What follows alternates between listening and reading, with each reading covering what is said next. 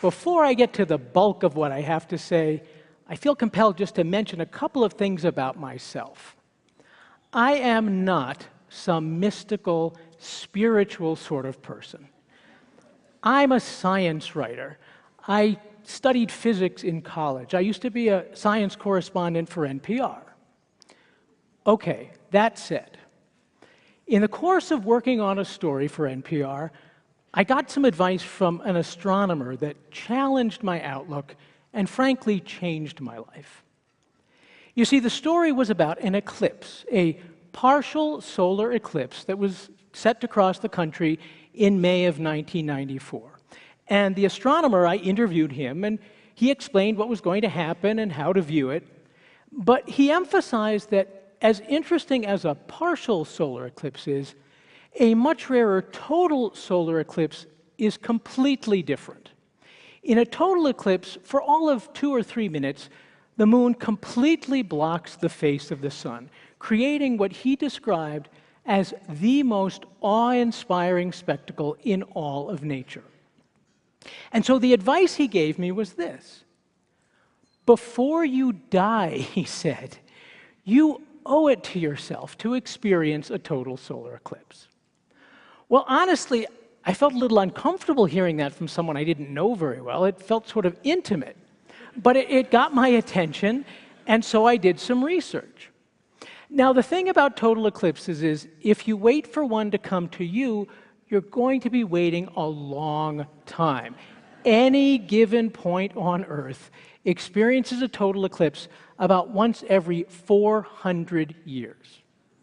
But if you're willing to travel, you don't have to wait that long. And so I learned that a few years later, in 1998, a total eclipse was going to cross the Caribbean.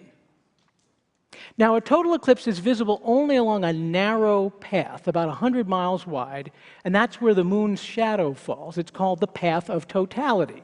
And in February 1998, the Path of Totality was going to cross Aruba. So I talked to my husband, and we thought, well, February, Aruba? Sounded like a good idea anyway. So we headed south to enjoy the sun and to see what would happen when the sun briefly went away. Well, the day of the eclipse found us and many other people out behind the Hyatt Regency on the beach, waiting for the show to begin. And we wore Eclipse glasses with cardboard frames and really dark lenses that enabled us to look at the sun safely. And a total eclipse begins as a partial eclipse, as the moon very slowly makes its way in front of the sun. So first it looked like the sun had a little notch in its edge, and then that notch grew larger and larger, turning the sun into a crescent. And it was all very interesting, but I wouldn't say it was spectacular. I mean, the day remained bright. If I hadn't known what was going on overhead, I wouldn't have noticed anything unusual. Well, about 10 minutes before the total solar eclipse was set to begin, weird things started to happen. A cool wind kicked up. Daylight looked odd, and shadows became very strange. They looked bizarrely sharp, as if someone had turned up the contrast knob on TV. And then I looked offshore, and I noticed running lights on boats. So clearly, it was getting dark, although I hadn't realized it. Well, soon it was obvious it was getting dark. It felt like my eyesight was failing. And then all of a sudden, the lights went out. Well, at that, a cheer erupted from the beach. And I took off my eclipse glasses because at this point, during the total eclipse, it was safe to look at the sun with the naked eye. And I glanced upward, and I was just dumbstruck. Now, consider that at this point, I was in my mid-30s. I had lived on Earth long enough to know what the sky looks like. I mean, I'd seen blue skies and gray skies and starry skies and angry skies and pink skies at sunrise. But here was a sky I had never seen. So first, there were the colors. Up above, it was a deep purple gray, like twilight. But on the horizon, it was orange, like sunset, 360 degrees. And up above, in the twilight, bright stars and planets had come out. So there was Jupiter, and there was Mercury, and there was Venus, and they were all in a line. And there, along this line, was this thing, this glorious, bewildering thing. It looked like a wreath woven from silvery thread, and it just hung out there in space, shimmering. Now that was the sun's outer atmosphere, the solar corona. And pictures just don't do it justice. It's not just a ring or halo around the sun. It's finely textured, like it's made out of strands of silk. And although it looked nothing like our sun, of course I knew that's what it was. So there was the sun, and there were the planets. And I could see how the planets revolve around the sun. It's like I had left our solar system and was standing on some alien world looking back at creation. And for the first time in my life, I just felt viscerally connected to the universe in all of its immensity. Time stopped, or it just kind of felt non-existent. And what I beheld with my eyes, I didn't just see it. It felt like a vision. And I stood there in this nirvana for all of 174 seconds, less than 3 minutes, when all of a sudden it was over. The sun burst out, the blue sky returned, the stars and the planets and the corona were gone. The world returned to normal. But I had changed. And that's how I became an umbraphile, an eclipse chaser. And so this is how I spend my time and hard-earned money. Every couple of years, I head off to wherever the moon's shadow will fall to experience another couple minutes of cosmic bliss and to share the experience with others, with friends in Australia, with an entire city in Germany. In 1999, in Munich, I joined hundreds of thousands who filled the streets and the rooftops and cheered in unison as the solar corona emerged.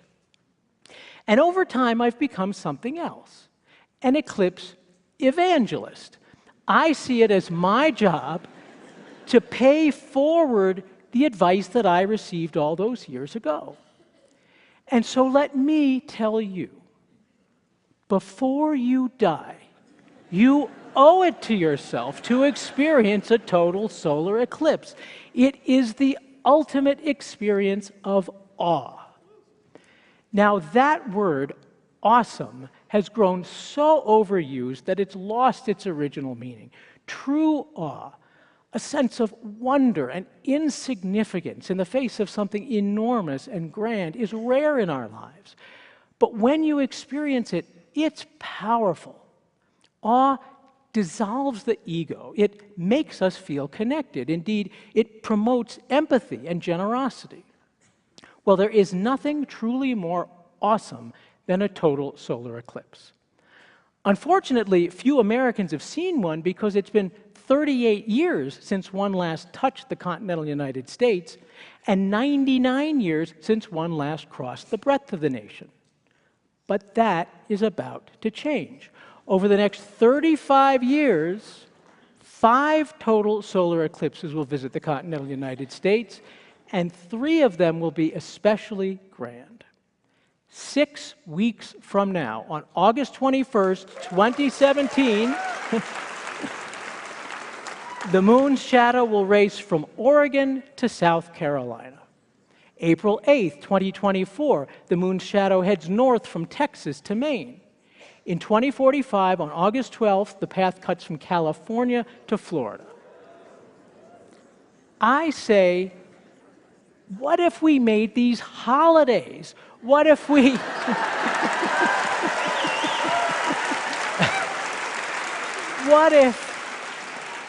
what if we all stood together, as many people as possible, in the shadow of the moon, just maybe this shared experience of awe would help heal our divisions, get us to treat each other just a bit more humanely. Now, admittedly, some folks consider my evangelizing a little out there, my obsession eccentric. I mean, why focus so much attention on something so brief? Why cross the globe, or state lines for that matter, for something that lasts 3 minutes? As I said, I am not a spiritual person. I don't believe in God. I wish I did. But when I think of my own mortality, and I do a lot, when I think of everyone I have lost, my mother in particular, what soothes me is that moment of awe I had in Aruba. I picture myself on that beach, looking at that sky, and I remember how I felt. My existence may be temporary, but that's okay, because my gosh, look at what I'm a part of. And so this is a lesson I've learned, and it's one that applies to life in general. Duration of experience does not equal impact. One weekend, one conversation, hell, one glance can change everything. Cherish those moments of deep connection with other people, with the natural world, and make them a priority. Yes, I chase eclipses. You might chase something else, but it's not about the 174 seconds. It's about how they change the years that come after. Thank you.